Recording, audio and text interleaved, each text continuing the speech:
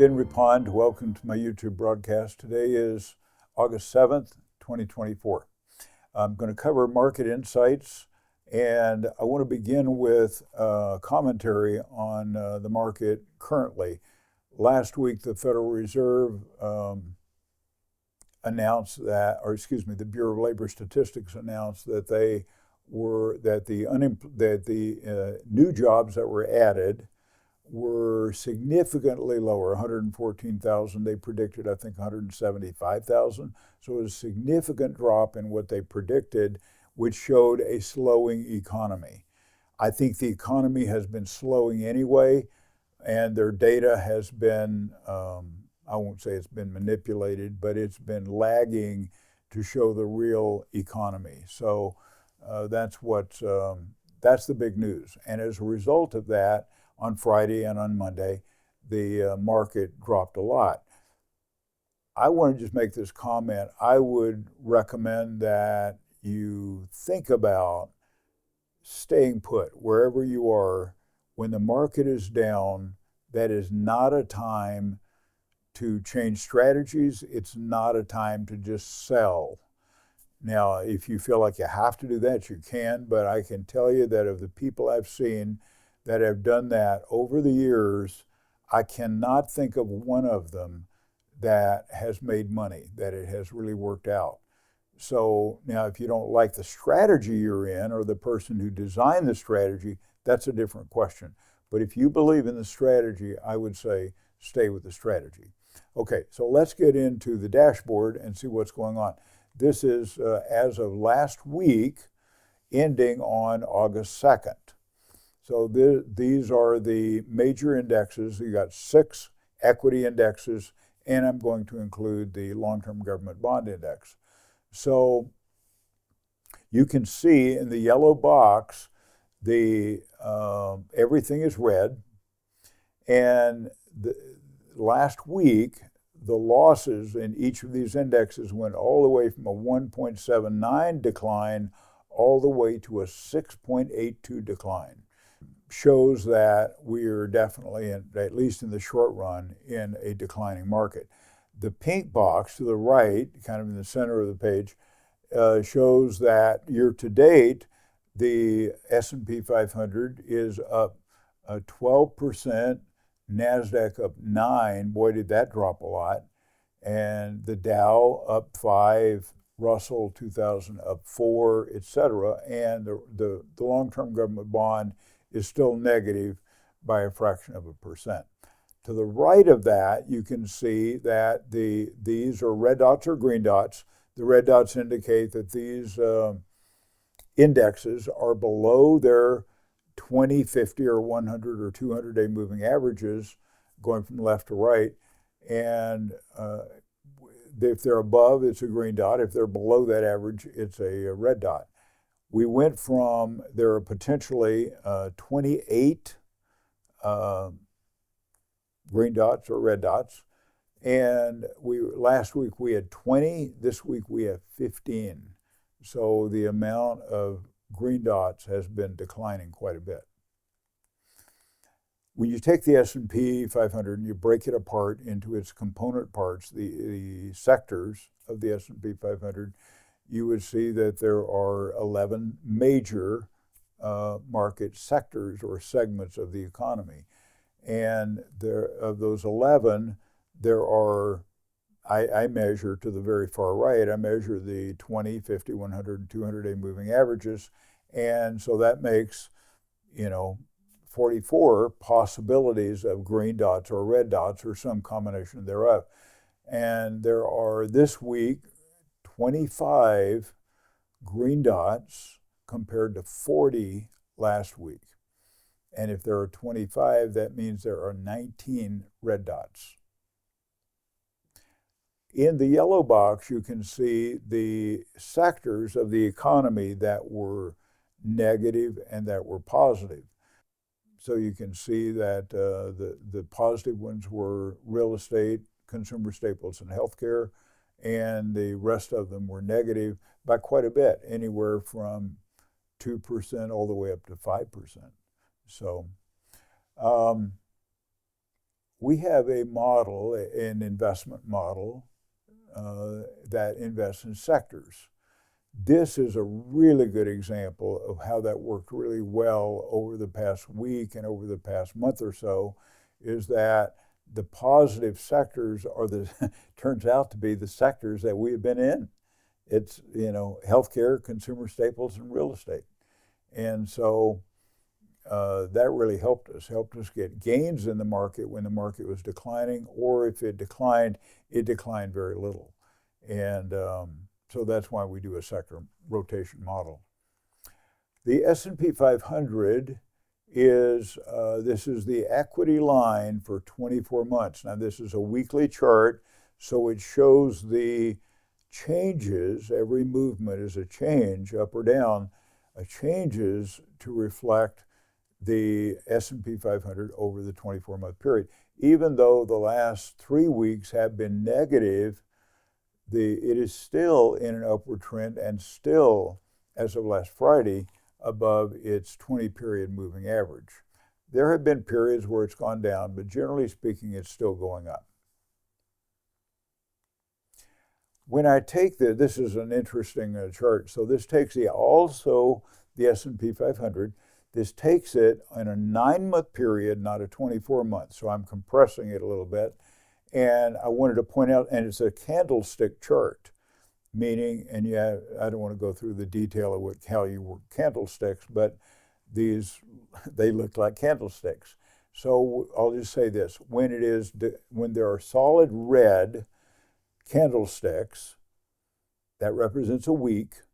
When they're solid red, that means it's starting here and going down to here. It's a declining period.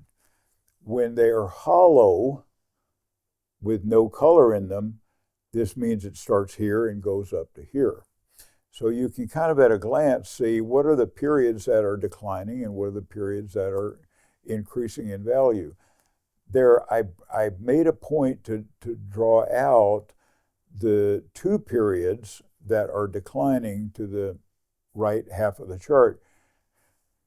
And I put a black arrow to show you these are periods of decline. And this last one is a period of decline, and it has come down to its 20-period moving average. Will it bounce off of that average like the one did before? That's kind of in the center of the page, where it bounced off and then it went up for 2 or 3 months. Or will it continue on down? And when it continues on down, if it's called breaking support, and that 20-period moving average is what is called support. So it comes down there, that supports it, and it goes up. If it breaks through the support and goes on down further, then you have to look for another level of support, and that's a different question. Then you're in for a deeper decline. So we don't know where that is right now, but I thought it was interesting when you look at this on a weekly basis, that is coming down and touching the support line. And if it's like it was back in April, it bounced off of that support and went on up for several months. The relative strength chart, the NASDAQ 100 compared to the S&P 500. So when the NASDAQ 100, it is the numerator, and the S&P 500 denominator. So when it goes up, that favors the NASDAQ. That means the NASDAQ is increasing at a rate faster than the broad market, the S&P 500. And vice versa. When it goes down, the S&P 500 is doing better than the NASDAQ. So you can see through these periods. But the last 2 or 3 weeks, you can see the deep decline at the far right. And that shows that the NASDAQ has been weaker than the broad market. The NASDAQ 100 is the technology-heavy index and includes, the big technology names like Amazon, Apple, Microsoft, etc. Today, as I'm recording this, today, Monday, the technology stocks are down again. And I couldn't help but notice this on the CNBC. Intel, chip maker, they are part of the large cap technology stocks. This morning they were down 27%. Intel, wow. And the others, I mean, all of the big tech names are down quite a bit. Sort of like that, I take the S&P and I separate it into growth stocks and value stocks. And you can tell that by the ETF SPY-G and SPY-V. When SPY-G, which is growth stocks, when this goes up, that means growth stocks are in favor. When it goes down, growth stocks are out of favor and value stocks are in favor. In the last 3 weeks, value stocks have been in favor. So it has gone down. So technology has gotten hammered, especially in relation to value stocks. This is the S&P 500 broad market relative to the small cap index. So when this went down, it favored small cap. When it went up, it favored large cap, which is the S&P 500. So you can see this last week that it went up and the S&P 500 was stronger than the Russell 2000 small cap index by quite a bit. But prior to that, for 2 or 3 weeks prior to that, the small cap came into favor for a while. Bonds, or bond funds more specifically, have come back into favor a little bit. And you have short-term, long-term, intermediate term, and you have corporate and government. But the government bond, long-term ETF, TLT, did very well this past week, and that was good for traditional portfolios or people who are invested in bonds or bond funds. But it's still the long-term trend, as the black line indicates, is in a downward trajectory. So this has broken above the 20-period moving average, so maybe it will head on up from here. What that means is that interest rates are declining, or the perception is they're going to decline. Therefore, the price of the bonds or the bond fund is increasing.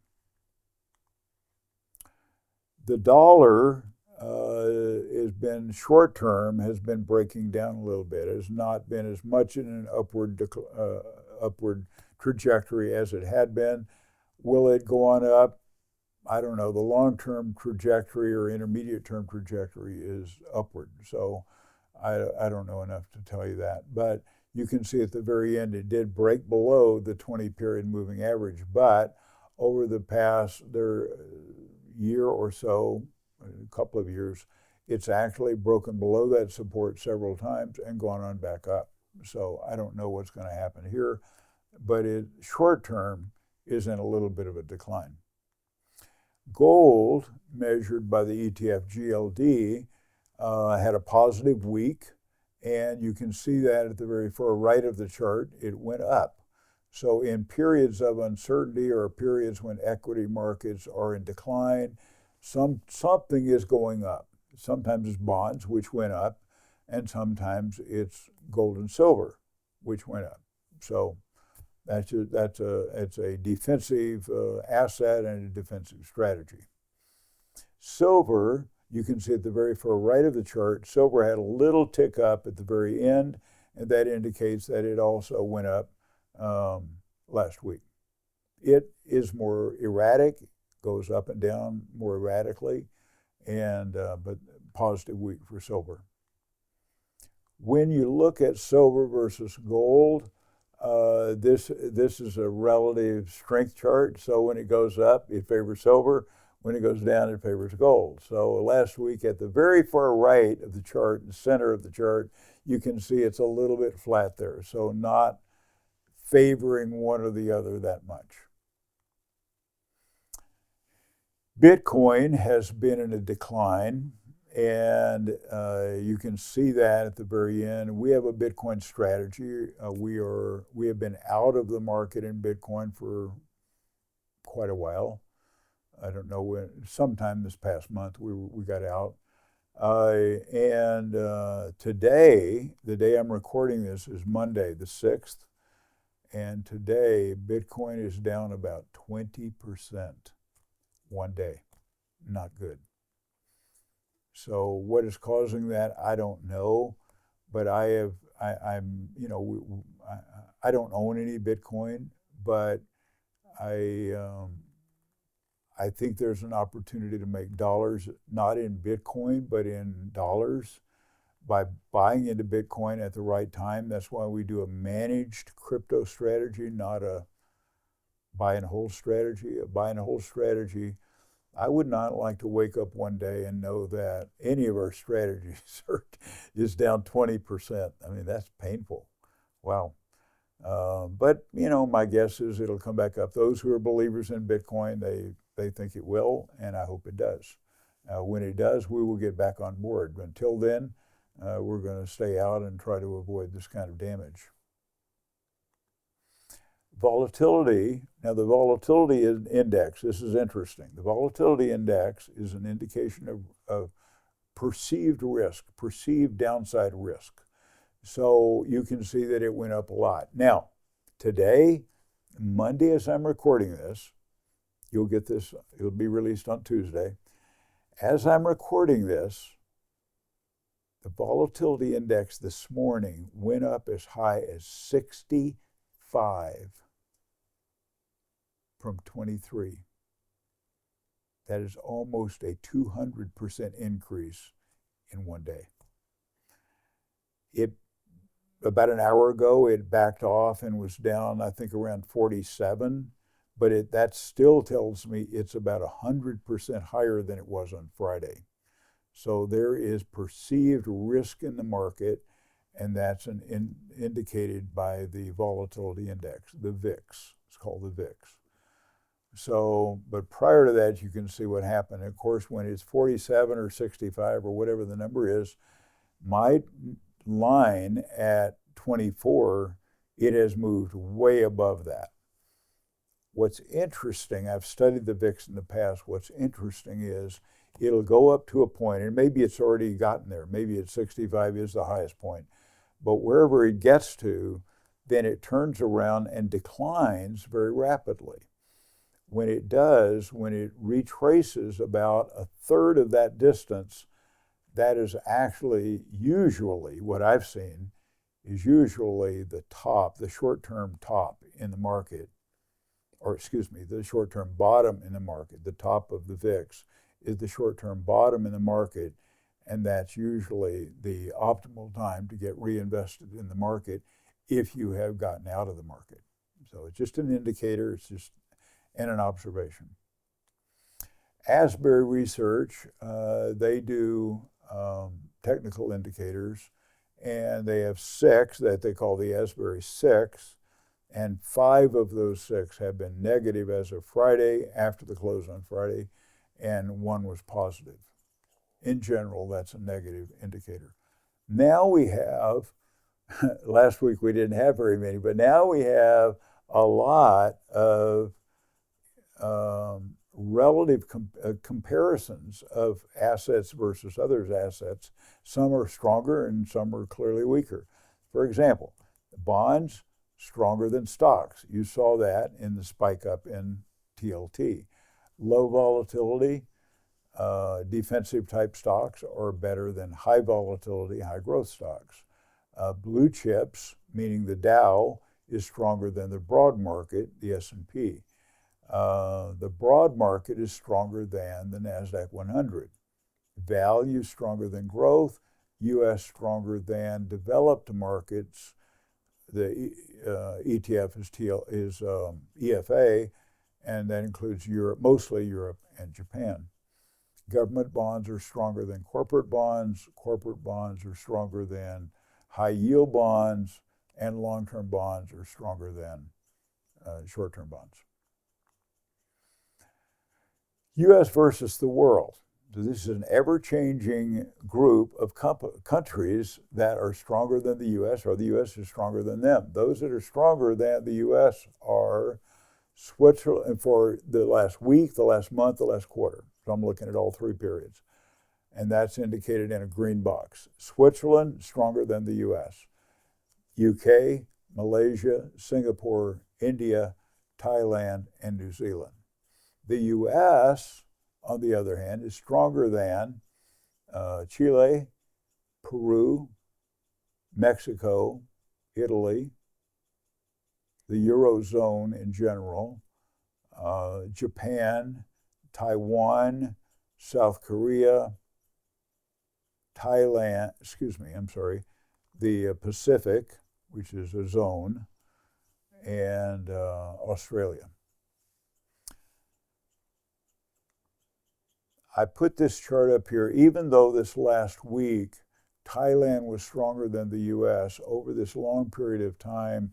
It is still a really good chart, and it has not broken support yet, where the U.S. is stronger than the Thai market, not their currency and not their economy, but the market.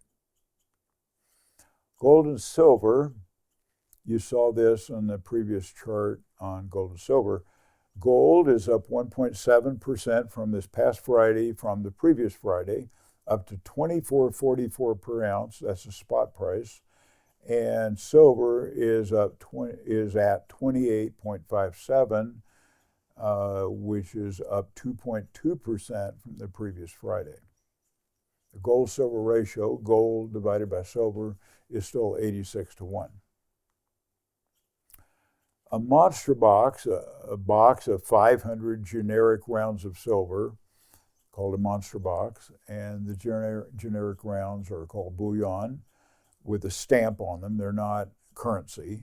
You can't use them at the grocery store, but they're pure silver, or almost pure silver. And the monster box of silver bullion is 14,630, including the markup. The markup has dropped down to 69 cents per ounce.